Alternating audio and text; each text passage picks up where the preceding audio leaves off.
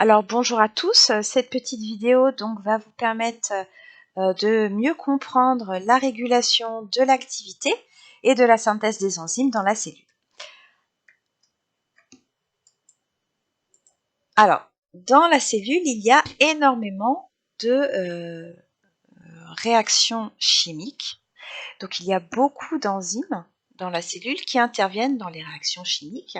Et du coup, comme il y a énormément de voies métaboliques qui fonctionnent en même temps, il faut qu'on ait également des systèmes de régulation de ces différentes voies métaboliques. Ce qui est intéressant aussi, c'est que le fait de s'intéresser aux mécanismes de ces différentes voies métaboliques et aux intermédiaires métaboliques finalement qui sont formés, ça permet d'avoir des avancées majeures, notamment en recherche dans les biotechnologies. Alors, il existe différentes voies métaboliques. Qu'est-ce qu'une voie métabolique? Eh bien, elle va mettre en jeu un ensemble d'enzymes qui fonctionnent de manière séquentielle. C'est-à-dire que le produit de la première va constituer le substrat de la deuxième, et ainsi de suite. Là, je vous ai mis un schéma d'ensemble de différentes voies métaboliques présentes dans une cellule eucaryote. Donc là, vous pouvez reconnaître la glycolyse que vous avez vue en MGF. Vous avez vu exactement les mêmes voies métaboliques en MGF. Le cycle de Krebs, qui a lieu ici dans la matrice mitochondriale. Je vous rappelle que là, on est dans une cellule eucaryote. Donc, le cycle de Krebs s'effectue dans la matrice mitochondriale. Vous avez les fermentations, la bêta-oxydation, la synthèse des acides gras, mais également le métabolisme du glycogène ici qui est présent et la voie des pentoses phosphates. Vous avez enfin la chaîne respiratoire qui ici est située dans la membrane interne des mitochondries, mais chez les prokaryotes, elle est située dans la membrane cytoplasmique. Alors, quels sont les différents mécanismes de régulation dans la cellule? On peut tout d'abord revoir un petit peu la régulation allostérique. On en a fait un cours à part entière, mais effectivement, c'est une régulation qui intervient dans la cellule. Donc, si par exemple, on trace la vitesse initiale volumique en fonction de la concentration en substrat, pour les différentes enzymes que vous avez rencontrées en TP, comme la bêta-galactosidase, la phosphatase alcaline, vous obteniez une hyperbole avec un plateau ici, qu'il n'était pas toujours facile de voir, d'atteindre. Et donc, quand on a ce plateau, on reporte ici la vitesse initiale volumique maximale. Et si on reporte la vitesse initiale volumique maximale sur 2, on obtient ici la constante de Michaelis. Voilà. Donc ça fonctionnait quand on obtenait le plateau. Comme on obtenait rarement le plateau, on passait par le tracé de Lineweaver-Eberg, qui est le tracé des doubles inverses, parce que chaque fois on se disait les biotechnologistes préfèrent travailler avec des droites plutôt qu'avec des hyperboles. C'est beaucoup plus simple pour les calculs. Pour une enzyme allostérique, eh bien, on trace également la vitesse initiale volumique en fonction de la concentration au substrat. Et ce qu'on remarque, c'est qu'on n'obtient pas une hyperbole en fait, on obtient une sigmoïde. Et ce qu'on en avait déduit, c'était que la régulation finalement d'une enzyme allostérique était une régulation qui était beaucoup plus fine que la régulation d'une enzyme michaélienne. En effet, pour une faible concentration en substrat, ici une faible augmentation de concentration en substrat, on pouvait avoir une vitesse initiale qui d'un seul coup augmentait très fortement, contrairement à une enzyme michaélienne. Et on avait parlé également d'effets hétérotropes. Alors, on va revenir un petit peu dessus. Si je m'intéresse maintenant à la phosphofructokinase, qui est une enzyme de la glycolyse, elle permet le passage, notamment, si je reviens au petit schéma, elle permet ce passage-là, le fructose 6-phosphate en fructose 1,6-biphosphate. Donc, ces substrats sont le fructose 6-phosphate et l'ATP. Donc, voici son fonctionnement normal. Ça ressemble donc à une sigmoïde. Si on a de faibles concentrations en substrat en ATP, eh bien, finalement, la courbe est déplacée dans ce sens et on obtient une hyperbole. On obtient finalement un comportement michaélien. En revanche, si la concentration en ATP augmente, et augmente de plus en plus, eh bien nous allons avoir une sigmoïde beaucoup plus basse et donc une inhibition, on voit là une inhibition de l'enzyme. Donc en fait cet ATP, c'est à la fois le substrat de l'enzyme, il va à la fois se fixer sur le site actif de l'enzyme et permettre son activation pour que cette réaction puisse s'effectuer, mais par contre, quand la concentration en ATP est trop importante dans la cellule, eh bien celui-ci va venir se fixer à un autre endroit sur l'enzyme et va venir l'inhiber. Donc en fait, la vitesse de la glycolyse ici dépend, en tout cas pour cette enzyme, de la concentration en ATP dans les cellules. Alors, il y a d'autres systèmes de régulation de la glycolyse, mais celui-ci en est un.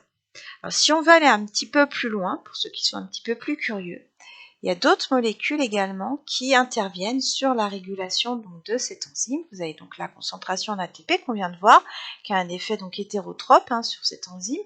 Mais on a également la concentration en citrate. Donc le citrate, où le retrouve-t-on? Le citrate, on le retrouve ici dans le cycle de Krebs. Effectivement, s'il y a beaucoup de citrate, c'est pas la peine de faire fonctionner à fond les ballons la glycolyse. Excusez-moi l'expression. Si beaucoup de citrate, ça veut dire beaucoup d'ATP. C'est pas la peine de faire fonctionner la cellule à fond s'il n'y en a pas l'utilité. D'accord? Donc du coup, le citrate va pouvoir venir inhiber cette enzyme et freiner la glycolyse. L'AMP, par contre, va pouvoir augmenter, activer cette enzyme. S'il y a beaucoup d'AMP dans la cellule, c'est qu'il y a peu d'ATP, donc il faut faire fonctionner la glycolyse. Même chose ici, avec cette molécule de fructose 2,6-biphosphate qui peut activer cette enzyme qui, lui, est formée grâce à la phosphorylation du fructose 6-phosphate, qui est un autre système de régulation ici, qui va venir donc phosphoryler le fructose 6-phosphate en fructose 2,6-biphosphate, qui va permettre d'activer nos phosphofructokinases. Alors à chaque fois que vous voyez kinase, on l'a déjà dit, mais à chaque fois que vous voyez le terme de kinase, c'est qu'il y a de l'ATP qui intervient dans la réaction. Alors on peut également réguler l'activité des enzymes en modifiant de manière covalente certaines enzymes, et cette modification covalente est réversible. En effet, quand on avait travaillé sur les inhibiteurs, on avait vu qu'il existait des inhibiteurs suicides, qui étaient des molécules en général synthétiques, qui allaient bloquer de manière irréversible l'enzyme.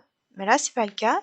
In vivo, on peut avoir des enzymes qui vont être modifiées par des liaisons covalentes, mais qui sont réversibles. Donc là, on va prendre l'exemple de l'activation de la phosphorylase kinase par fixation du glucagon sur son récepteur. Le glucagon est ici, se fixe sur son récepteur, donc récepteur membranaire. Vous allez avoir donc toute une activation de signalisation intracellulaire avec formation de plein de métabolites secondaires que vous avez vu notamment en biocell.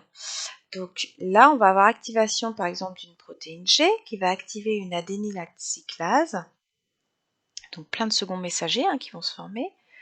Cette adénylate-cyclase va permettre la conversion de l'ATP en AMPC, donc il va y avoir augmentation de l'AMP cyclique qui va permettre d'activer une enzyme qu'on appelle la protéine kinase, et cette kinase ATP, et cette protéine kinase ATP va activer la phosphorylase kinase, représentée en rouge ici, en phosphorylase kinase phosphorylée active, représentée en bleu. Alors qu'est-ce qu'elle va faire cette phosphorylase kinase? Alors cette phosphorylase kinase, on la retrouve ici, notre phosphorylase kinase active en bleu. Kinase ATP. Donc du coup, elle va phosphoryler la glycogène phosphorylase B, qui est inactive, qui va être transformée en glycogène phosphorylase A, active, phosphorylée. Et cette glycogène phosphorylase A va permettre la dégradation du glycogène. Si on dégrade le glycogène, il ne faudrait pas que de l'autre côté, on en fabrique. Donc il y a effectivement des systèmes de régulation qui interviennent au niveau des voies métaboliques. Donc cette fameuse protéine kinase A qu'on a vue tout à l'heure, qui est active ici, d'accord, grâce à l'augmentation de l'AMP cyclique. Elle nous a phosphorylé notre phosphorylase kinase qui va permettre d'activer la glycogène phosphorylase A qui va permettre la dégradation du glycogène. Mais de l'autre côté, là, elle nous a phosphorylé également la glycogène synthase A qui devient une glycogène synthase B phosphorylée inactive. Et donc du coup, là, on va pouvoir inactiver la synthèse du glycogène. Voilà. On peut également, dans la cellule, réguler la concentration en enzymes que vous avez dans la cellule. Et en effet, vous avez certains précurseurs d'enzymes qui sont synthétisés, mais de manière inactive. C'est le cas, par exemple, du chymotrypsinogène et du trypsinogène. On parle souvent de proenzymes ou de zymogènes. Et en fait, pour les activer, il va falloir qu'il y ait une protéolyse spécifique qui, là, par contre, va être irréversible. Alors, le chymotrypsinogène ici et le trypsinogène sont synthétisés et libérés par le pancréas au niveau du duodénum et les cellules duodénales vont sécréter une enzyme qu'on appelle l'entéropeptidase. Cette entéropeptidase va catalyser l'hydrolyse du trypsinogène en trypsine, qui est une enzyme active. Et cette enzyme va pouvoir hydrolyser le chymotrypsinogène au niveau des acides aminés 14, 15, 16 et former en fait deux séquences ici, dont une qu'on appelle la pi-chymotrypsine. Cette pi-chymotrypsine, du coup, elle va catalyser sa propre hydrolyse. Donc là, on va du 16, l'acide aminé 16 à l'acide aminé 245, ici.